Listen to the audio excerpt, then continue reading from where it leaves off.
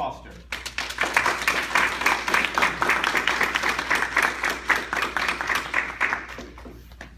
Who here has ever heard of Uber? Everybody's hand should be up, I just mentioned it. Who here has ever taken Uber? Who here has taken it more than once? Every single one of y'all have taken it more than I have. My very first experience with Uber was not the best one, but it's been pointed out that it was all on me. Get to that in a minute. I take public transportation. I realized very early on at my job, sitting in traffic for an hour and a half, having to fill up every 3 days, I don't make enough to do that. So I was like, I'll drive to the train station. I was in school.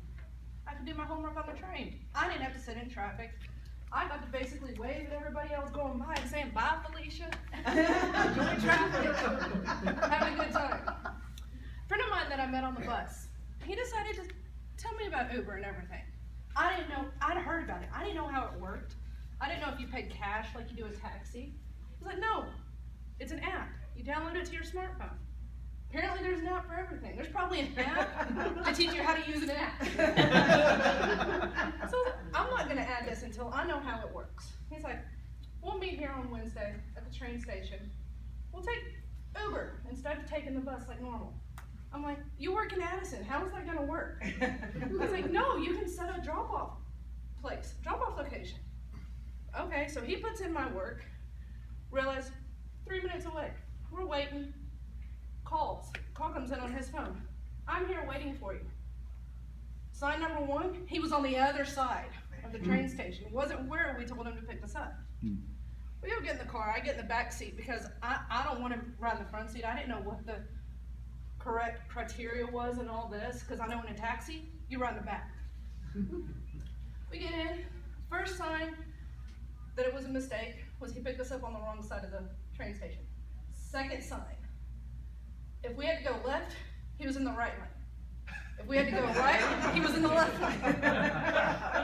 He had the GPS, it was telling him, right turn ahead, right turn ahead. He's still in the left lane. We finally get to my office. I'm sitting here praying in the back seat, saying, please let me get to work in peace. I didn't care about my friend in the front seat. I cared if I got to work. We finally turned and I said, okay, at the stop sign, turn right. He goes straight. Okay, lucky for me, I've got a huge complex where I work. I have a small 3-story building where my office is. Then we have a big 8-tower building that hides the little one depending on where you're looking. That's where he drops me off. Okay, I get out, grab my bag, grab my drink, say bye to my friend, take a deep breath, slide my badge, walk in, say hi to the receptionist. I start walking, because it's probably good. I think it's half a mile at least, but I've been told it's not. Start walking, all of a sudden I feel this vibration and this noise coming from my Bluetooth headphones, out of range. I'm like, there's no way that's possible. Start it up again. I start feeling around.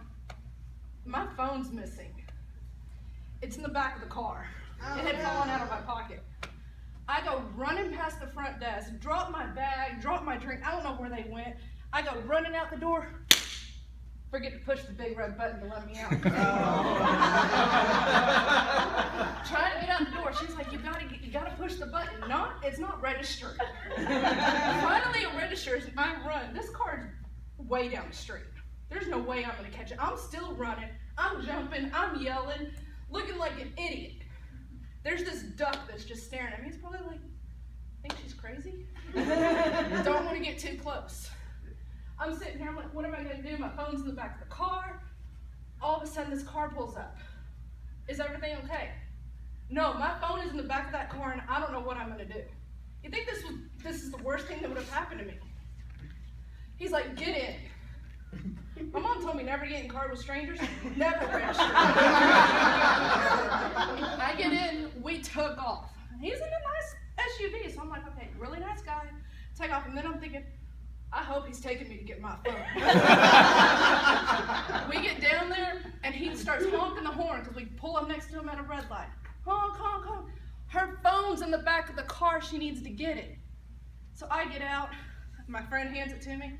I'm like, thank you just saved my life. I've only made 2 installments on this. I don't know what else to get in the car. in, I'm deep breathing, everything, I'm out of breath. I don't know how to thank this gentleman that I had never met in my life. We started driving back, we turned back, and we're going back to campus. He's like, how long have you lived in Dallas, actually? And I said, I just moved back a couple years ago because I went to Kentucky on a full scholarship for school. Oh, did you study business? No, I studied communications. And now I'm in Toastmasters. He's like, oh, well, that's still pretty neat. And I said, yeah, I'm going to UTD also for business. He goes, oh, that's really neat. How long have you worked for the company? I'm like, going on 2 years, work in the credit department. I really enjoy it, really like the people I'm working with. What about you? You know, just thinking we're shooting the wind.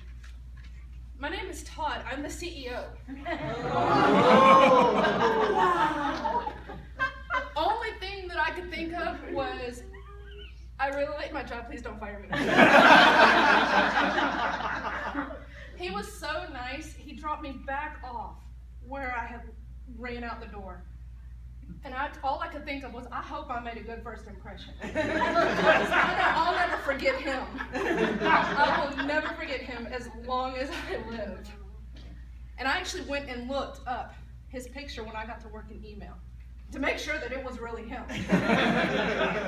Every person I've told the story to has asked me, what kind of car does he drive? Did you ask for a raise? Why did you get the car with a stranger? All I could think of was my phone, but all I know is because of his nice gesture, he made such a great first impression on me.